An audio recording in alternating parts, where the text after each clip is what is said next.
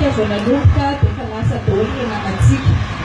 satria moa misy ny fitetezanay ny communauté internationale omaly nanateranay ireo profo rehetra izay nanananay mikasika amin'ny zavatra teneninay ary misy naterina androany koa sasany amin'izy ireo. Ny zavatra magaga eto Madagasikara dia izao ny zavatra misy profo mitoaka amin'ny tezany dia tsy hita izay anaovana azy, tsy andraisana fepetra fa hitadiavana excuse na ataontsika hoe hitadiavana zavatra hafa tsy andiniana ny profo iny ka dia hoe ozy izy izay hoe iza no mahefa, iza no andray andraikitra satria izay fitondram-panjakana nandehanana rehetra milaza tsy mahefa ary hatreto ninona ny teneniny lazaina fa misy osika ny fanomanana ny fifidianana manomboka hatrany amin'ny lisy fifidianana na mpitomboana nisa misy olona nasorona ao anatiny misy doublon, misy maty, misy tsy ampitaony ary manomboka any amin'ny karapanondro izay tsy hitany nanjavonan'izy ireo tsy hita eny amin'ny distrika ary inotsika etsika miara-mahita azy miara-miambina azy amin'izao tsika miteny izao mety mbola ho atao zareo io fifidianana fenosika io dia ho hitantsika eo amin'izay ny ampiasany anireo kara-pifidianana natao mihoatra sy ireo kara-panondro natao osika ireo. Hitantsika teo androany maro ireo mitsangana vavolombelona nanatitra kara-pifidianana tetỳ aminay mitovy ny anarany mitovy ny ray aman-dreny misy litera ray fotsiny ovana misy litera na marika ray fotsiny ovana amin'ny numero ny kara-panondro dia hitantsika eo fa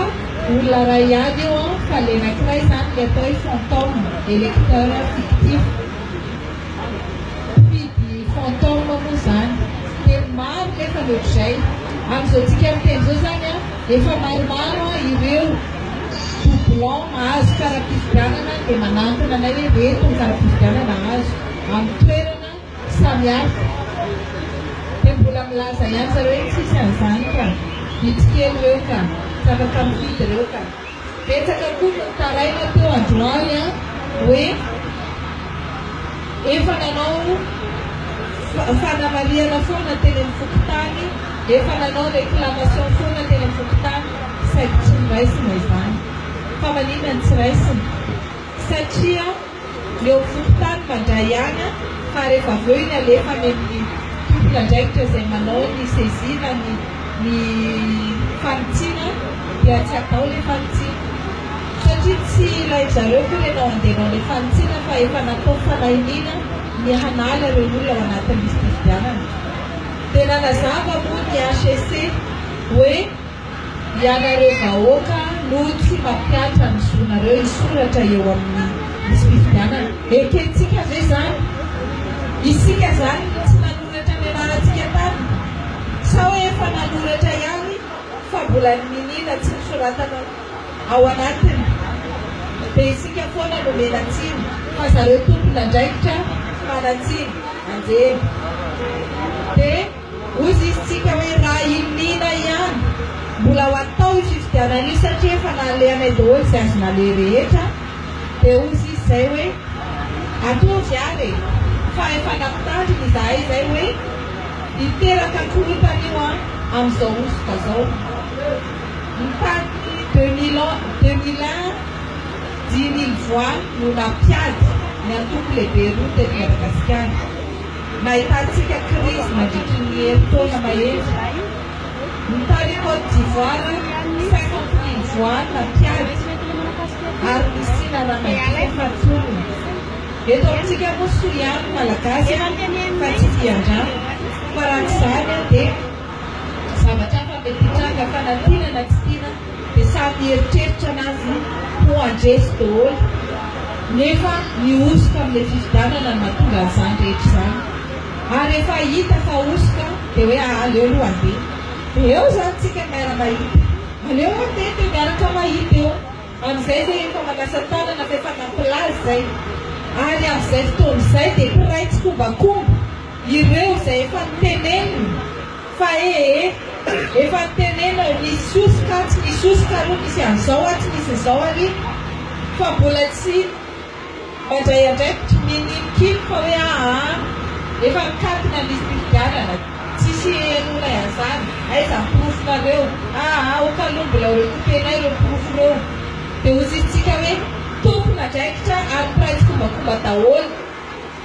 izay manao alika minimy misisika amin'ny fifidianana fenosika io.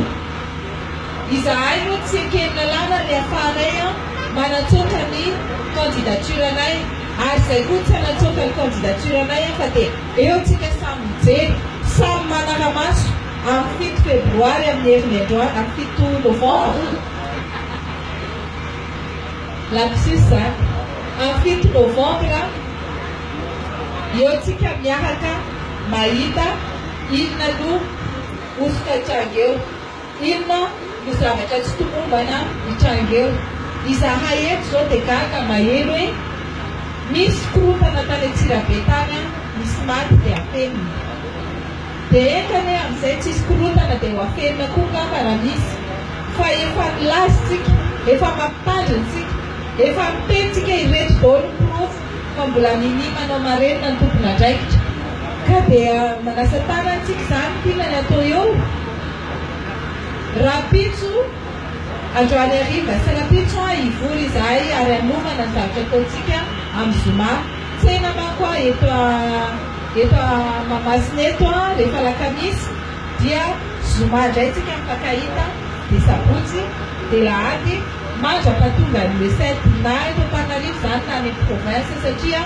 hitanareo fa bangabangaka fa ny toerana eo misy namanay dia efa nandeha solotena manao mitety fanitra any amin'ny province any. Misy mitety amin'ny RN5 any amin'ny RN2